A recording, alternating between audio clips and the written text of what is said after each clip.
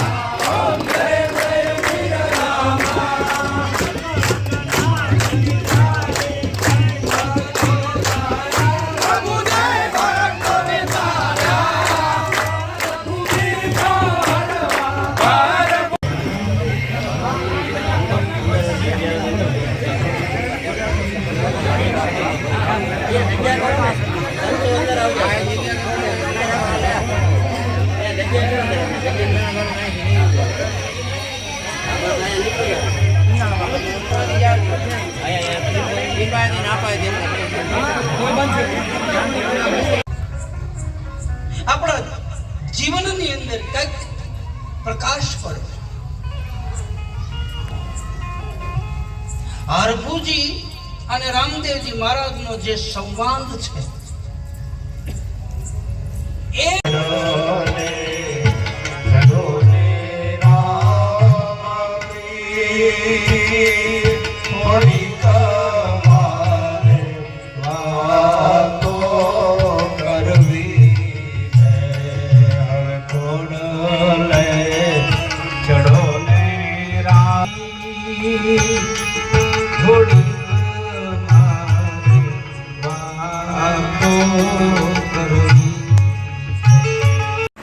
ચાલો મિત્રો આપણે આવી ગયા છીએ ઘરે. અત્યારે તે વાગ્યા છે 1 થી 1.5 વાગ્યા છે અને આપણે બસ 27 બજાર સાંભળીને આવી ગયા જ છીએ. આપણે આજે હતી રત્નાલ ગામમાં કોરી અને 33 જ્યોતનો પાઠ. તો મિત્રો આને તમને જણાવું કે દર મહિને રણછોડભાઈ આવીને ઘરે પાઠ થતો રામદેવ પીરનો, અને 10 પાઠ થઈ ગયા હતા અને 11મો પાઠ હતો. અને એને એક વાત કરી કે 12 મહિના પાઠ અમે કરીશું, અને બસ 11મો પાઠ હતો ને એમાં 33 જ્યોત પાઠનું આયોજન હતું. બહુ મજા આવી અમને જોવાની ને આવા બસ દર્શન મળ્યા રામદેવ પીરના. અને ઘણું ટાઈમથી અમે આવું બધું લગભગ જોયું નહીં હોય આપણે તો, કે પહેલી વખત 33 જ્યોતના દર્શન કર્યા રત્નાલ ગામમાં. અને તમે જોયો કે સાધુ સંતનો સામયો થયો, વાતે ગાતે જે એમની રીતિ રિવાજ એ જૂની પરંપરા મુજબ, અને ટ્રેડિશનલ ડ્રેસમાં જે આપણે બહેનો બધો સામયો કર્યો, અને બધા ગામના વડીલો આવ્યા હતા અને સાધુ સંતોને વાતે ગાતે ત્યાંથી લઈ ગયા ઘરે. પછી આપણે જ્યોતનું દીપાવટ કરાયો છે. બહુ મજા આવી આપણને તો, કારણ કે પહેલી વાર આપણે આવો જોયો છે. તો રામદેવ પીર મારે દર્શન કર્યા, બહુ મજા આવી. અને આપણે થોડી વાર સંતવાણીમાં લાભ પણ લીધો. હવે આપણે આવી ગયા ઘરે. તો હાલો મિત્રો, આપણે મળીએ નેક્સ્ટ વ્લોગમાં. જો આપણો વ્લોગ જોવાની મજા આવી હોય તો લાઇક શેર સબસ્ક્રાઈબ કરજો. અને આ મિત્રો વધારેમાં વધારે તમારા મિત્રો શેર કરવાનું ન ભૂલતા, કારણ કે આપણે કંઈક નવો લઈને આવશું. અને હમણાં થોડાક વ્લોગ નથી બની શકતા, તો થોડું માફ કરજો મિત્રો, કારણ કે ક્યારેક ટાઈમ હોય છે તો આપણે બનાવી લઈએ છીએ, કારણ કે કામની હિસાબે નથી બનાવી શકતા. તો ચલો મિત્રો, આપણે નેક્સ્ટ વ્લોગમાં મળીએ. જય શ્રી કૃષ્ણ, જય દ્વારકાધીશ, ગુડ નાઇટ.